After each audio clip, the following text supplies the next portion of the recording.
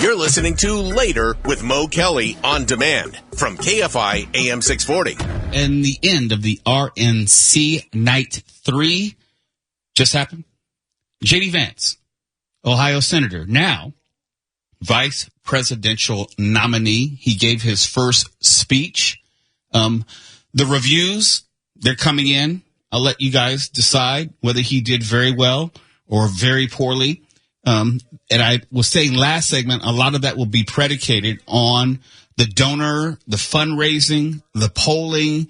If either of those should shift considerably, then you'll have a good sense of the impact of J.D. Vance's speech. But there was a counter narrative, a counter story to what was happening in Milwaukee. If you know by now, you should know by now that President Joe Biden has been diagnosed with COVID, and he had to cancel his engagement today. You probably heard that in the KFI newsroom. With Joe Biden having to cancel his speaking engagement, it puts a different face on the race right now. If anything, you have to wonder whether Joe Biden will be able to continue, if only because he's 81 and a cold is never just a cold and COVID is never just COVID.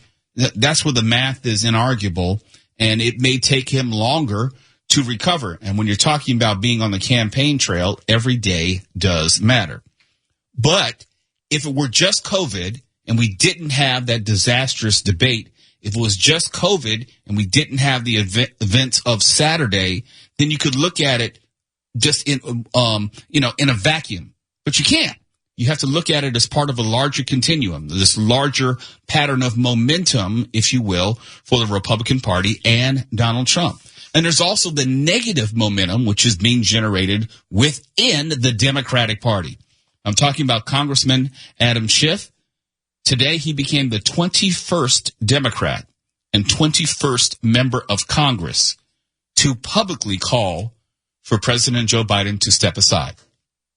And you'll read some reports and they'll say he's calling for him to step down. No. There is a distinction with a difference.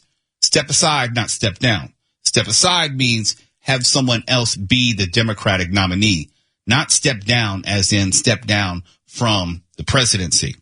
So Adam Schiff is asking Joe Biden to step aside. Quote, and this is in a written statement, quote, Joe Biden has been one of the most consequential presidents in our nation's history, and his lifetime of service as a senator, a vice president, and now as president has made our country better. But our nation is at a crossroads. A second Trump presidency will undermine the very foundation of our democracy. And I, Adam Schiff, have serious concerns about whether the president can defeat Donald Trump in November. Close quote. Did you catch that last part? That's very important. He says, I have serious concerns about whether the president can defeat Donald Trump in November. He didn't say that Joe Biden couldn't do the job. He didn't say that Joe Biden was unable to do the job for the next 4 years. He only explicitly said, I have serious concerns about whether the president can defeat Donald Trump in November. And that's really important. And that's why the Democrats are all beside themselves. This is what I mean.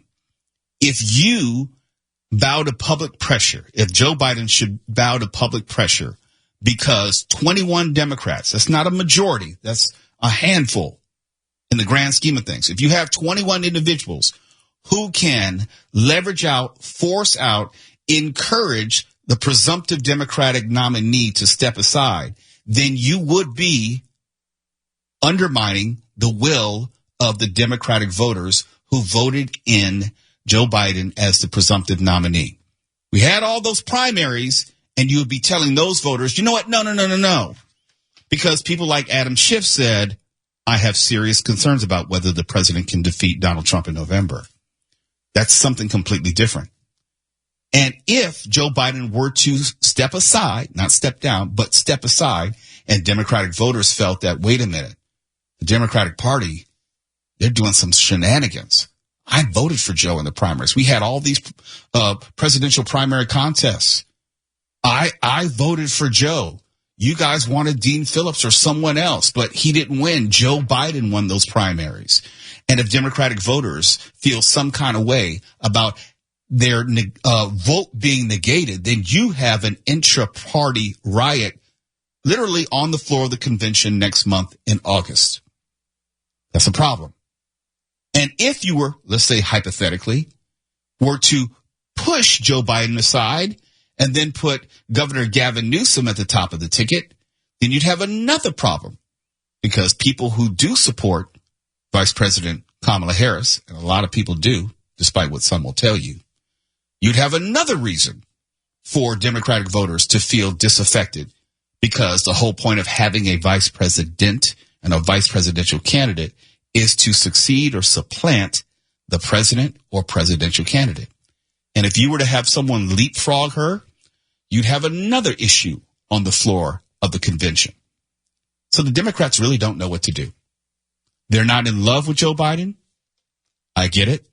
They don't know what to do to have him be the person to step aside. It has to be Joe's idea. You ever see that movie Inception? Yeah, you know what I'm talking about. It has to be Joe's idea. It has to at least seem as if Joe decided on his own, without public prodding, without political prodding, to step aside. Because if it seems like, feels like, that the Democrats, be it former Speaker Nancy Pelosi, Adam Schiff, or other influential Democrats, were ganging up on Joe or conspiring against Joe or somehow undermining the will of Democratic voters, then you just have an all-out free-for-all. And either voters revolt against the Democratic Party or they stay home. That's why I was talking about there are no good options for the Democrats. They have to choose the best of the bad options available. Now, I know there's someone out there who wants to say that this is some conspiracy to give Joe Biden an off-ramp. Well, I don't know about that. There were plenty off-ramps. He can take any of them. He doesn't need to create a reason to say, you know what? I don't think I'm up to this. He doesn't need to create the specter of COVID or some other medical issue or emergency to say, I've come to the decision that I would rather spend the rest of my life as a private citizen. He doesn't need to create a reason. Okay? One doesn't have to be created for him, but the idea has to be from him. Voters have to believe that he's choosing to step aside, because anything else equals chaos. That's what's quietly going on behind the scenes. And I always say, if someone like Adam Schiff is saying this publicly, they're probably saying 10 times worse things privately. You're listening to Later with Mo Kelly on demand from KFI AM 640. And it's happened again. You shouldn't be surprised. I mean, I'm not surprised. And if you've listened to this show, you damn sure should not be surprised. When you hear the Berlin song Metro, you know somebody got their ass whooped on Metro. Maybe they got stabbed. Maybe they got shot. Maybe they got their ass whooped, then stabbed, then shot. Got a threefer. I don't know. I just know when I hear that music, something bad happened on the Metro. We never play that for good news, and we're not going to break form right now. I think Berlin might have a case against you for building up a Pavlovian response to their song. Fair use. Yeah, okay. I'm not selling anything with it. Metro bus driver was assaulted in downtown L.A. early this morning. LAPD confirmed that officers responded to reports of an assault in the area of Broadway and 7th Street just before 1:45 a.m. And let me stop there. I haven't ridden a Metro bus in forever. I usually would ride the trains or subway, but I didn't know the bus would run that late. I'm really surprised. I thought, it was like by midnight, or you're just SOL, as they say, out of luck. But 1:45 in the morning, it's one thing to ride the bus at 1:45 in the morning. It's another thing to be driving a bus at 1:45 in the morning, because for the most part, whoever gets on the bus is suspect. For the most part, they're not going to work or coming from work. For the most part. I know there are people who do work a night shift or an overnight, and they may take public transit. But for the most part, I don't have any data to support this. I'm just spitballing. But I'm inclined to believe that there are a lot of ne'er-do-wells and questionable individuals who are trying to get on a bus at 1:45 in the morning. When officers arrived, they located the bus driver who was assaulted. The extent of the injuries is not currently known. And video posted to the Citizen app shows that someone was receiving medical treatment on the sidewalk. But this goes back to what I said before. And I've said it before, and maybe you didn't believe me before, but I think you should believe me now because this is proving me right. I said if you are going to work as a Metro bus operator, if you are going to work as a Metro train operator, you have to have the affirmative discussion with yourself when you open your eyes in the morning and you roll over and kiss your spouse and you think about what your day is going to have for you, what is waiting for you. You have to have that affirmative discussion. Am I going to have to whoop somebody's ass today at work? Am I going to have to fight for my life today or again today? We're making the assumption that it's only going to happen to one employee on one occasion. I'm quite sure there's some repeat offenders and there's some repeat victims. I don't know how I would process that if each and every day I have to actively prepare myself for the prospect of violence at my job when violence is not even supposed to be part of my job.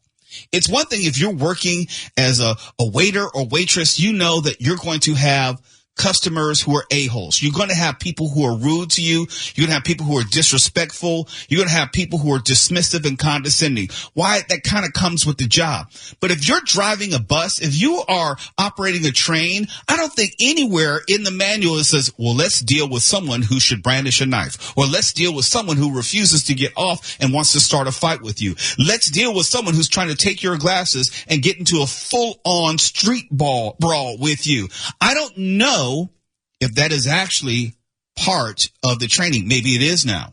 Maybe they are anticipating that, hey, you know, if you're going to work at 7-Eleven, you got to know you're probably going to get robbed. And if you are working as a bus operator, you have to know that you have to keep your eyes on the road and keep your eyes on the passengers and keep your eyes on the street, because every time you open up that door, someone may come on with bad intentions and mean you and or passengers harm. I don't know in the training, did they go over the possible, almost likely scenario that someone may start shooting on the bus? I don't know. Maybe they have those special seminars. You know, where you're at work and you have someone come in from out of town and they sit all of you down and they have the specialists come in and they teach you one skill for the day, and you spend 6 hours learning how to tie your shoes, learning how to send your email, learning how to de-escalate a problem with your superior. You learn one thing. Maybe it's like that at Metro, where they'll bring in some sort of psychologist and say, okay, this is what you need to do when someone's trying to whoop your ass. Inhale. Exhale. Do not try to aggravate or antagonize the homeless would-be attacker. I don't know what they tell them, but I know after the first or second time that I have to fight the customers, I'm quitting, because that means either that person eventually is going to die or I'm going to die, because I can't do my job and worry about if someone is going to maim me, stab me, hurt me, hurt someone who's on the bus who can't defend him or herself. I can't do that job. Don't tell me that they pay them enough. Don't tell me that there is enough money to put up with that every single day. I've been talking about Metro for the past year and a half, and not a week goes by without a story of someone getting stabbed, shot, or killed. Not a week goes by. And usually it's the Metro employee. I'm not making it up. The facts are the facts. The stats are the stats. The reality is the reality. It is a dangerous job in the middle of a dangerous city, and I feel sorry for anyone who's driving a bus at 1:45 in the morning, because nothing good happens after midnight. Didn't your mother ever tell you that? I know my mother always told me that. Why are you going out now? Nothing good happens after midnight. And I always had to correct my mother. If you knew where I was going, something good is going to happen, and it's going to be after midnight. You damn Skippy. Have you seen the booty on her? No. If you did, you would understand. High five, son. High fives. Yeah, my dad was like, yeah, do what you need to do. You know, make sure you do it well for the family name. That was my dad. No, he wasn't joking. He was serious. Represent. Okay? Because I had the same first name as my father, and it's like, no. I don't want no BDR coming back. You know what a BDR is, Mark, don't you? I do not. Elmer, do you know what a BDR is? Nah. Okay. Tiffany Hobbs, Yes. the viral load, is coming up in just minutes. Do you know what a BDR is? Yes, I do. I've given a few. Okay. If a man does not perform well, she will give a bad report. Review. Okay. Okay. So the expectations were high in my family. You know, if you're going to leave the house and you're going to do something after midnight. Oh, I told the story out of order.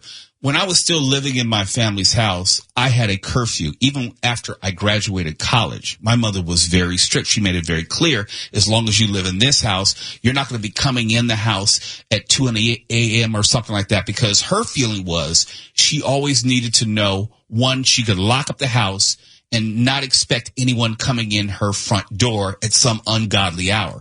So I always had a curfew. And the understanding was, if I was going to leave at 12 o'clock at night, I was not coming back, and she was not going to let me back in the house. Don't try to, disarm the alarm and come in the house, because the assumption is you're an intruder at that point, because anyone who's supposed to be in the house is already in the house. And so my father would pat me on the back, so, make the family name proud. Nobody wants a BDR. Now, see, you're half black. You need to at least know half of these things. I'm working on it. I need your help. Tiffany Hobbs and a viral load coming up next. KFI AM 640. We're live everywhere in the iHeartRadio app. Now it's time for the viral load with Tiffany.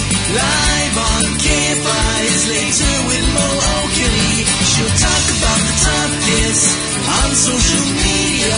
The viral load with Tiffany Hobbs. KFI AM 640 is later with Mo Kelly, live everywhere in the iHeartRadio app. Now it's time for the viral load with Tiffany Hobbs. Well, I know everyone around the country has been keyed in and paying attention to what's going on at the Republican National Convention. And because of that, I have some breaking viral load news about what happened at the convention. Would you like to hear it? Absolutely. I was wondering how social media was responding. Social media is definitely divided. It's polarizing, as we can imagine. But what everyone on social media, or what many people have been talking about, is what they've been noticing visually. And what they're noticing is a number of delegates and attendees at the Republican National Convention the last couple of days have been wearing patches over their ears. In solidarity with the former president? In solidarity with former President Trump and what happened to him on Saturday and the injury that we all now have talked about ad nauseum. People are wearing patches, Band-Aids, anything that's indicative of some sort of ear injury in solidarity with what happened. I didn't even pick up on that. Well, because I think I was looking more at the speeches, not the crowd and the attendees. I don't know if you know this, but I also saw a lot of yellow hats. Do you know what that was about? I don't know if that has something to do with the specific state or anything like that. I haven't seen that, but I did notice once I started seeing on social media kind of the pictures roll through. If you look very closely, you will see a few people with bright white bandages on their ears. So just wanted to start off the viral load. So that is a thing now. It's a thing, and it will be a thing, I imagine, for a while to come. I wonder, because the attempted assassination was on Saturday, and not to diminish the wound, I'm just saying it happened on Saturday. I wonder if former President Trump will still have the bandage. Well, I know he will, but I'm saying I don't know about the necessity of it 5 days later when he does speak tomorrow. Optics. Necessity. Oh, okay. All right. Let's get to our first official story. The first story comes from all over social media. I saw it on Facebook. I've seen it on X/Twitter and Threads. What happened is there's a story about nepotism.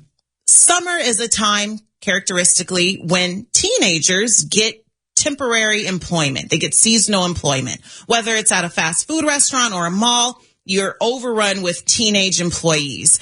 Well, in this particular case, there's a mother who has a few sons and her son's friends, and they were in need of something to do over the summer break that was productive. This family comes out of Mississippi. They're just outside of Jackson, Mississippi, the capital. And the mother is a manager at Burger King. She's been a manager there for a while. She's been doing fine, well-respected employee. And she decided to hire her sons and their friends for a total of 5 teenagers at this Burger King. Ooh, I see where this is going. Well, everything was going pretty well until the mom posted on social media. And that's where you don't loose lips sink ships. Stay off of social media. She was happy. She's kind of bragging that her son and his friends were having something to do over the summer. They weren't just in the streets or, getting into nefarious activity, as we know teenagers can do. Mo, I'm sure you had your share. I know I did when I was a teenager. Yeah, but it wasn't in summer because I was, working. It kept me out of trouble. I did as well. And that's a big impetus for holding down a summer job. So this mom engaged in some fair nepotism. She hired them, posted on social media. It went around the world because it was a feel-good story. She was just saying that her sons, again, that they were working. She was just happy. Nick Cannon, the multi-hyphenate entertainer, host, all of these things, shared it on social media. So now this post took on a whole new angle and went extremely viral. Let me guess. Just get to the part where she loses her job. It got back to her boss. I knew it. Got back to upper management, and they said, you are abusing your position. You are exploiting your connections. Therefore, we are not only going to reprimand you, we are going to fire all of the kids and you. I'm not mad, but from a corporate standpoint, it's not wrong what they did. It's not wrong. Because most corporate morally, establishments frown on hiring relatives. Yeah, they especially do. As direct reports. We have people here who work together, who are related, who are husband and wife, but they're not direct reports. And if you are determining who gets a job and you're giving a job to your children, that's problematic. And I know that's probably grounds for a lawsuit somewhere. I'm not a lawyer, but I'm sure there's some legal exposure in there. For sure. And one of the allegations is that the mom overpaid per minor regulations for pay the kids. So that also just blew up the spot, so to speak. And again, like you said, don't put it on social media. Things were going well until they got picked up and went viral. There's a way that you can share your life without sharing your life.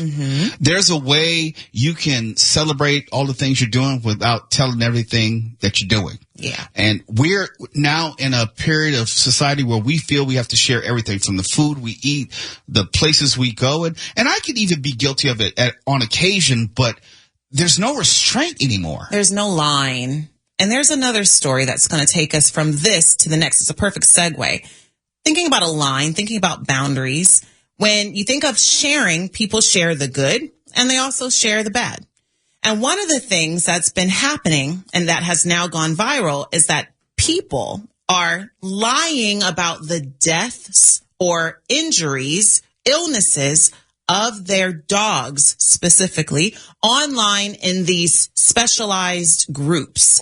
Dog-centered groups or pet-centered groups. Why in the hell would they do that? Well, experts say because, of course, the story has gone viral and psychologists and therapists have begun to weigh in that this is a form of canine Munchausen by proxy syndrome or factitious disorder, essentially. So they just want someone to show them some sympathy or something? They do. So they're looking to garner sympathy. They're looking for attention. It's completely attention seeking. But what's happened is where these things were in smaller circles, they've now become viral as others have shared that this person is a fraud. This person is scamming. This person has said that they've lost their dog multiple times, multiple dogs. So you have a lot of interest in why people would do this, and also the attacking of people, rightfully so. Some may say, I think it's warranted, for wanting to exploit the kindness and sympathies of others. Yeah, but that's what the block button is for. So I don't have any energy for people who are frauds like that. Does it offend me? Yeah. As a dog lover and 2 dog furry family members. Same. It's like, look, I know that they're not going to be here forever, and I rue the day in which they leave. I can't if they even should talk leave, about it. right? If they leave before I should leave, it's the worst. But to think someone is trying to prey upon, or I should say, exploit that for personal emotional gain, you're sick. There's something wrong with you. You are that. And again, psychologists and therapists are weighing in all online, all over the internet. And that's again what's caused this story to go viral, because everyone has an opinion as to why they're doing it. But the consensus is these people are sick. Part 2 of the Viral Load is coming up in just a moment with Tiffany Hobbs. This is later with Mo Kelly, KFI AM 640 live everywhere in the iHeartRadio app. You're listening to Later with Mo Kelly on demand from KFI AM 640. And here's Tiffany Hobbs. Raccoons are trying to break into Cybertrucks. Oh, I believe it. That's the headline. We could probably stop there, but I'm going to tell you why. So there's a man, he went camping. It's in Minnesota. He parked in a clearing, woke up the next morning to all these cute little prints all over the trunk, bed. They call it a vault in Tesla language, a vault of the Cybertruck, the rear end of the Cybertruck. Okay. Do you like those, by the way? What do you think? Aesthetically, no, they're not my thing. They seem like they're not practical. They don't serve any real utility. Like if I needed to actually haul something, pull something, lift something, I wouldn't envision a Cybertruck. But go ahead, you were saying.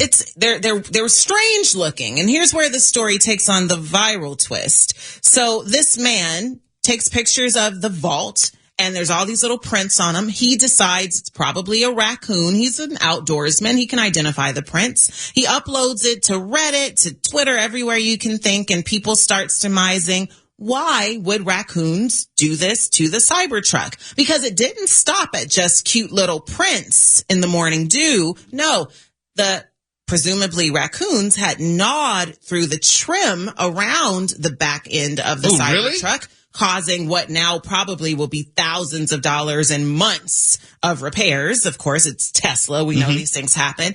But what happened was people said on Reddit, all these Cybertruck owners and aficionados said, well, this has somewhat happened to me. I've seen animals kind of lurking around my Cybertruck when it's parked near or possibly could be mistaken for a dumpster.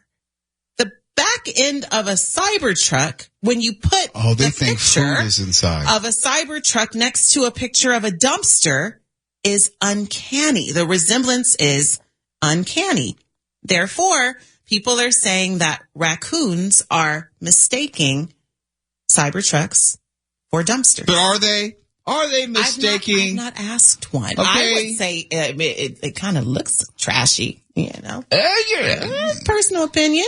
I wouldn't. Wow. Something else you have to worry about. Look, you're going to pay $100,000 for a truck that can't truck, from what I know and have read. And then you have to worry about raccoons eating it.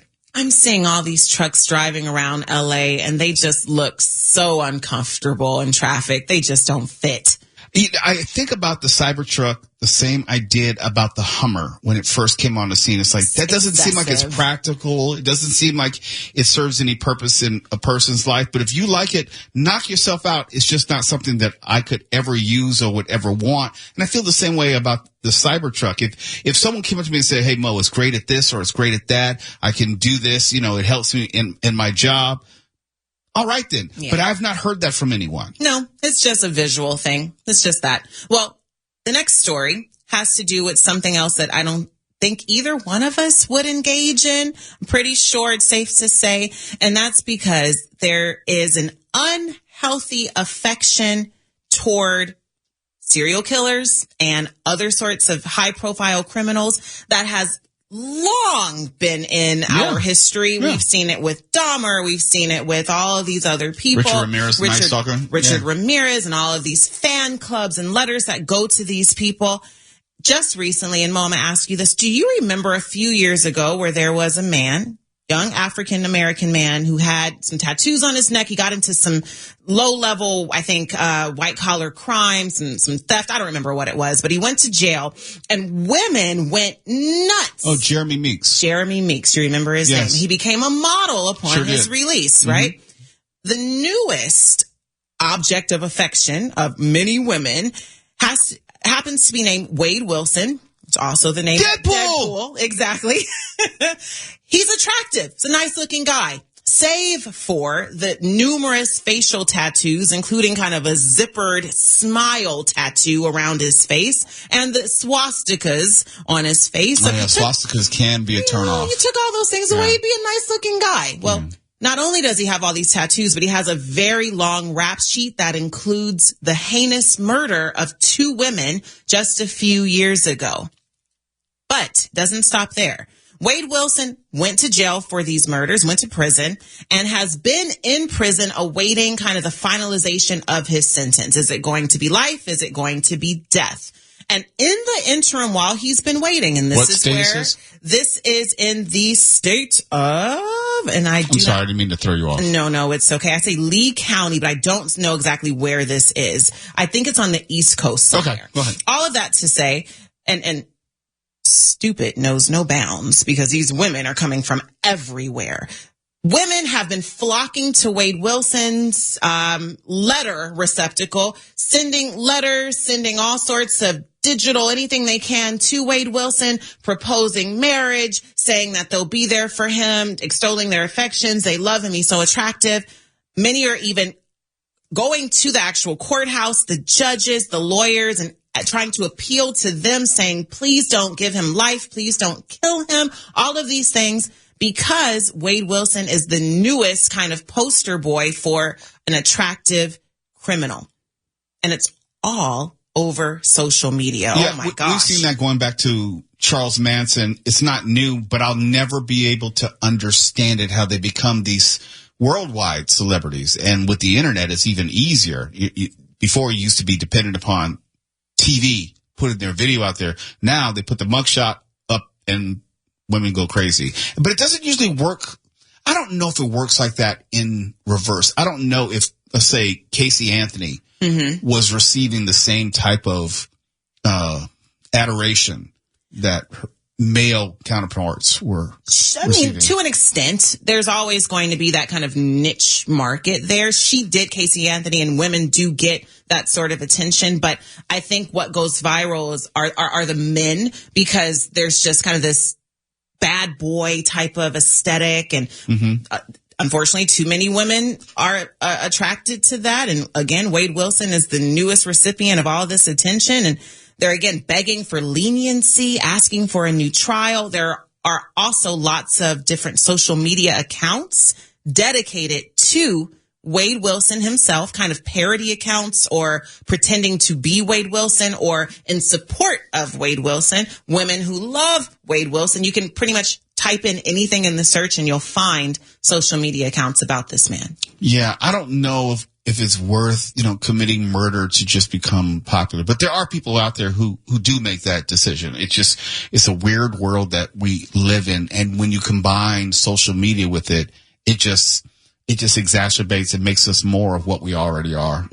Like money. Money does that too, they say. Money makes you who you are. It reveals who you are. It reveals makes who you more are. for you. Yeah. And those $100,000 Cybertrucks are revealing who people are. You know the car that I drive, right? I do. Okay, it's a little 2-seat Honda. It's very modest. Yeah, my ego is not in my car at all. I need something that's functional, practical, and I like not having a car note. Well, your ego is in that ginormous house you have. It is not that big. House is huge. No, it is so many not. rooms and see, that's golly, staircases. I would go to Mark and ask him, but he just refuses to come out and play with us. He refuses to come to the house. Don't you bring me into this. I like how my house is very modest as well. By millionaire standards. It's a villa. I've said this before. It's a villa. It's not a regular house.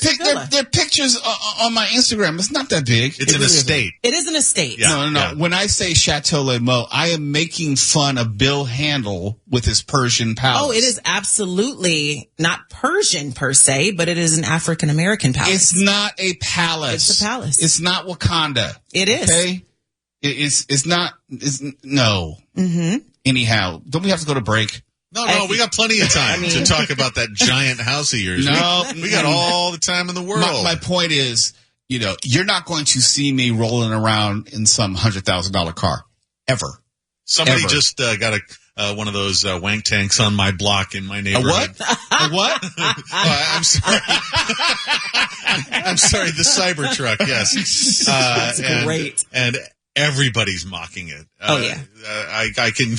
It's hilarious because the things are bigger up close than they look in the photos. They're really big cars. So they're closer than how they appear in a mirror? Mm-hmm. Yeah, they're giant, and they definitely do look like a giant wastebasket or a dumpster. There's no question. I've seen a few out in the wild, as they say, and for me, there's just I don't get it. It doesn't seem like it's aesthetically pleasing. It doesn't seem like has a lot of horsepower. I don't know. It doesn't seem like it can do all these great jobs like a Ford 150 truck could do, or a Ram, Dodge Ram. No, but you're sending a message. Yes. And you've seen all these. You think so? You're trying to tell people what you think about Elon Musk, or you think? It kind of is a statement that encompasses a number of different areas. And you don't buy one of those because of its ruggedness as a truck, for God's sakes. You've seen all sorts of videos comparing the Cybertruck to normal traditional trucks that kick its ass in performance. It's not about having a truck. Okay, I've never had a truck, so I'm not trying to be disingenuous. I'm trying to say, look, I don't understand it. There are things that I think I do understand. Like if you ask me about politics, I understand that. But you ask me about a Cybertruck, I don't get it. I don't get the appeal. And if I were in the marketing meeting, it's like, I don't know if we should make this truck. I don't know if there are enough people out there to buy this. I think it would be great as a limited edition, make 1,000 of them, make it a collector's item, scarce, unavailable, but not like full production. Yet there's a wait list. Well, I mean, I'd be interested to see how many they actually shipped this year. Mm-hmm. There's a wait list because they, made 70,000 or they made 30,000. You can't even take it through the drive-through. No, there are a lot of places you can't drive it and you can't park it. And, and the thing that stood out to me the most when they first hit the scene was how filthy they looked after like a week. Yeah. When they're dirty, they look very, very unseemly in a way that the DeLoreans, and just in case you're not old enough, the Back to the Future car, which is also stainless steel. So this is not new. The DeLoreans didn't look like that when they got dirty. And I don't know why or what's different, but I like the stainless steel look on a car, but I didn't like it on the Cybertruck because it always looked like it was dirty and dingy. So, but that's the viral look. That's it. That's Tiffany Hobbs. You going to hang around for a minute? I'll hang out. It's Later with Mo Kelly. It's the summer of love, we're told, and how it might be destroying relationships as well. We'll tell you about it in just a second. You're listening to Later with Mo Kelly on demand from KFI AM 640. And this is being termed the summer of love in 2024. 41% of people are seeking a random hookup. That also includes people in relationships. A survey of 2,000 sexually active adults found that while 74% of single respondents are dreaming of a meet cute ahead of vacation, I'll tell you what a meet cute is just a moment, they're not the only ones looking for excitement. A meet cute, MEET-CUTE, is when two strangers meet under humorous or charming circumstances and end up in a romantic relationship. Now, however you want to define romantic, that's up to you. Despite 95% of respondents in relationships saying they're planning to stay with their current partner this summer, 1/4, 26%, are also interested in taking a little break for a summer fling. Mm-hmm. Americans are also looking to get frisky while traveling out of town, with another 26% saying they will try to have a romantic encounter with someone while on vacation, including 17% of those in a relationship. Well, let me just say this. That is true. That much is true. I remember when I was a single man, long time ago, many moons ago, the first trip I had to Europe, I went by myself to Barcelona, Spain. It's one of the best cities on the face of the earth by a lot. If I were to ever leave the United States and become an expat, Barcelona would be the place. It'd be Barcelona or Rome. But anyhow, when I was in Barcelona, I was there for about 2 weeks, and I was just about fluent in Spanish because Barcelona, let me do this digression. Barcelona, let me just say, Spain has co-national languages. It's Spanish and Catalan. Catalan sounds like a mixture of Spanish, French, and Latin, and I didn't even realize it until I was there. I thought I could speak a little Spanish, and people were speaking Catalan. It's like I couldn't figure out what the hell was going on. And then someone told me, it's Catalan, no, it's Espanol. And then I understood it was a co-national language, and then I started hearing it and understanding it. And whenever you're in an environment like Spain, the second language, and here's the point, it's not English. It's not like you're going to hear English. I heard more English in South Korea than I did in Spain, because English is only spoken in Spain, or at least when I was in Barcelona, it was only in the high tourist areas, like a hotel, restaurant. You're just out in the city, you're not going to hear English. In fact, it's almost like a disrespectful. You should try to speak Spanish before you just assume that someone's going to accommodate your English. I say all that to say one of the best vacations I ever had relative to this story about traveling in the summer, especially traveling by myself, and how you might happen upon someone who is also traveling, who would like to have maybe a semi-dangerous liaison, some sort of romantic interlude, some 20 minutes of bumping uglies. Yes, when you're on vacation, that's when you're most likely to have it. There was another time in which I was traveling. I took my first cruise. I was like maybe 30 years old, so it was like more than 24 years ago. It's a Carnival cruise. It was Bahamas. Traveling by myself on a cruise ship. What? All the single women on a cruise ship? I've been trying to get like Tuala to come on a cruise with me. It's like, it's just plentiful. It's everywhere. So they say that this is the summer of love, getting back to the story. No, every summer is the summer of love when it comes to people and travel. And yes, just because someone may be in a relationship, or dare I say it, even married, that doesn't necessarily present itself as a deterrent, especially if you're somehow traveling on like a cruise, not with your spouse. That's a problem. That's an issue. That's kind of strange, almost like asking for it. But yeah, of course, people were traveling during the summer and they're trying to expand their horizons. I can't speak for you single people. Elmer, you're 30, how much? You're 39? 32. That's what I said. So you're 32, and I'm quite sure, and you're from the Dominican Republic. My family is. I'm from the Bronx, though. But I'm saying you traveled, though, right? Yeah. Okay, that's my point. So when you're traveling as a guy who's in his late 20s or 30s, I'm quite sure options presented themselves to you, right? You could say that. Okay, I don't know what you like. I'm not even asking what you like. I'm just saying opportunities availed themselves. Yes. Mm-hmm. Man, a few words. Mark Ronner, you have a history as well. Nope. Nope. You have traveled all around this country at the minimum, probably around the world. The world, yeah. But still, the answer remains nope. No to what, Mark? What do you say no to? Whatever you're going to ask. Okay, I'll let you off the hook. Thank you. All right. Tiffany Hobbs, I know you've traveled. Oh, you're extending this question to me. Well, you said you're going to hang around, so that means I'm going to ask you. Sure. And you I are have traveled. Presently in a relationship. I am. But not married, so I think it's a fair question to ask you as someone who has traveled. Sure. Have you traveled with not necessarily the express intention, but the express openness to shenanigans if it presented itself? Yes, I have. In my 20s, I did some traveling. I've traveled since, but in my 20s, specifically after college, I traveled to the Bahamas. I don't know why the Bahamas seems to be a I can tell you why. Because it's usually affordable enough for people in their 20s and early 30s to reach. Yeah, there you go. It's exotic, but it's affordable. I was with my mom. So moms go to sleep at some point. They do. And, I did have dates when I was there. You feel freer, I think, when you're on vacation as well. There's that sense of adventurism. and exhibitionism, perhaps. Let me put it another way. You don't have to worry about the walk of shame when you're out of the country. You're on the beach. That's your walk of shame. It's a nice walk. I don't know. Shame. I don't know. There's no shame. No, I'm just saying there's no one to recognize you. No.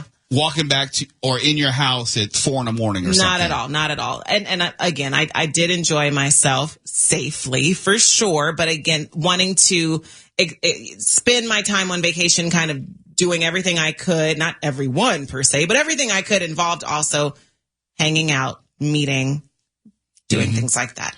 Yeah. And look, I know in my travels, it was kind of unstated and understood. You know, this is going to be the best 35 minutes of our lives. And that was it. Don't get a BDR. Well, no, but the point is, and this is kind of pre-social media, so you weren't going to write letters. You weren't going to stay in touch that way. Mm-hmm. Yeah, you could exchange phone numbers, but the type of communication wasn't the same. You know, you're from this country, I'm from that country, and again, the two shall never meet. Yeah. Most likely. Yeah. And it's interesting, and you may have encountered this too, that when you are traveling out of the country and you do have a hookup, there is sometimes a want for that other person to maintain contact because perhaps they're wanting a visa or some sort of, entry into this country. See, I've never even thought about that. I never even went that route. It's just more like I'm traveling, you're also traveling, and you might be open in the way that I'm open because I'm on vacation. Yeah. Hey, you've had 2 drinks. I've had 12. Let's get the party started. Yeah. So the whole point is when they say this is the summer of love and people seeking a random hookup, that's every damn summer. There is you can have this same article every single year and I can show you a cruise ship and 35 people under the age of 40 who are out trying to do their thing.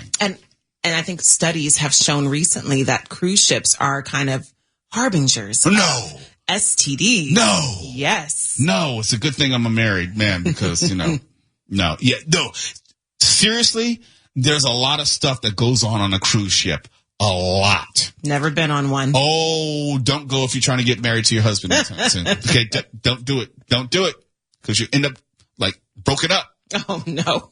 Because either he's going to do something or you're going to do something. And bumping up, apparently. You're listening to Later with Mo Kelly on demand from KFI AM 640. Before we do get out of here, we were talking about this supposed summer of love where 41% of people are seeking a random hookup. And I was making the argument that every summer is the summer of love. It's the season in which people are wearing fewer clothes. It's the season in which people are going on vacation and they try to escape from their lives. And sometimes it has to do with their own relationships. They're trying to escape that reality and do things that they wouldn't normally do, be a person they can't normally be, have experiences and explore places and themselves in ways that they just can't in their normal day-to-day lives. Look, next year it's going to be the summer of love. And I'll tell you, 2 years from now, it'll be the summer of love. And if you are over the age of, let's say 35, you already know living through your 20s and into your 30s, you've probably had 15, 16 different summers of love. That's a part of that's a part of just growing up and getting older. Now, I will say this, since we are now in a time which people generally wait to get married until later, it may feel as if there's more of a summer of love. I think about my parents. They got married at 22 and 23. That's insane by today's standards. And I know someone's listening saying, well, I got married to my high school sweetheart at 19. Good for you, but you're the exception. You're not the rule. I got married at 46. Mark Ronner, unmarried. Tiffany Hobbs, you're not going to tell your age, but it's more than 25. It's a little more than 25. I'm north of 40 and unmarried, but engaged. Engaged. That's what I'm saying. I'm divorced. You're divorced? Yeah. Really? 100%. I'm sorry. Yeah. Well, how old were you when you got married? 23. Mm-hmm. Was she the love of your life at the time? Looking back. She was. Yeah. How Helped long, me grow. How long did you date prior to getting married? Want to guess? Okay, it started off on a one-night stand. You had this whirlwind romance, and you got married 6 months later. I'm 8 months. 8 months. See, You were really good. I was warm. Mm-hmm. Yeah. And you thought that she was just the perfect whatever. And how long were you married? 4 years. It's not bad. It's not bad. But I know this. The 23-year-old me is divorced at 27 no matter who I would have married. Absolutely. Because I know the 23-year-old me was a knucklehead. And the idea of happily ever after or growing as a couple with 23-year-old me was not a possibility. I am self-aware in that regard, and I could not have been anybody's husband at that age. I don't think I could have been at 33. I couldn't agree more. Because if I'm anything like you or you are anything like me, I was chasing the industry. I was working in entertainment. I had personal goals. I didn't have any children. I wasn't married. I was intentionally selfish because I knew that I was not going to devote myself completely to one person with respect to marriage and also children. So like, that's why I didn't have children. It's like, you always look at like, why does that person have children? You know, they're too immature. I was not going to be that guy. And I was intentional. And I don't think this is an insult. I think Mark Ronner has been intentional. These are active decisions that we make. You just don't end up unmarried past the age of 40. It's for everybody's good. No, but and I don't think that's even a diss or even an insult. It really was. It was the best thing not to do. Yes, absolutely. There's nothing wrong with not getting married because I know I would have been divorced 3-4 years later. The women that I thought that I wanted to marry, that I was so in love with, thank you, Jesus, it didn't happen. But you raised an interesting point earlier about how young people used to be. Like the model couple of my childhood, they got married when they were like 16, 17 years old, and they stayed married. But you don't hear a lot of that anymore. I think there's so many competing and interfering variables with social media, with just life in general. You don't work at just one job for the rest of your life. You need 2 salaries to buy a house.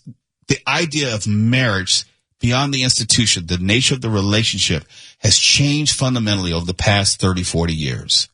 Well, it reminds me of like when people first got television and how then, you know, consumer culture spread from that. Like we would see people, I mean, this is way before our time, people would see like I Love Lucy and like, oh, well, there's what an apartment in New York City looks like. People were getting married when they didn't have a lot of other options and they weren't exposed to a lot of other people or other situations. And we had a lot more agrarian country as well. Like a significant portion of the country had farm families, and all that's changed. So now it's a little bit more of a smorgasbord is what I'm saying. Yeah, and also the concept of marriage has changed. Divorce used to be unthinkable. Now it's Tuesday. People get married. It's like, I don't like this one. You know what? I'll get divorced and I'll marry someone else. And they'll get divorced and marry someone else. It used to be Elizabeth Taylor was like, oh my gosh, she got married 7 times. Now it's like, J-Lo is going to get there before she's all said and done. She's going to beat Elizabeth Taylor. I think she gave Richard Burton some BDRs. Go ahead. I'll let him have it. That's a callback. KFI AM 640, we're live everywhere in the iHeartRadio app. If you didn't like that opinion, keep listening.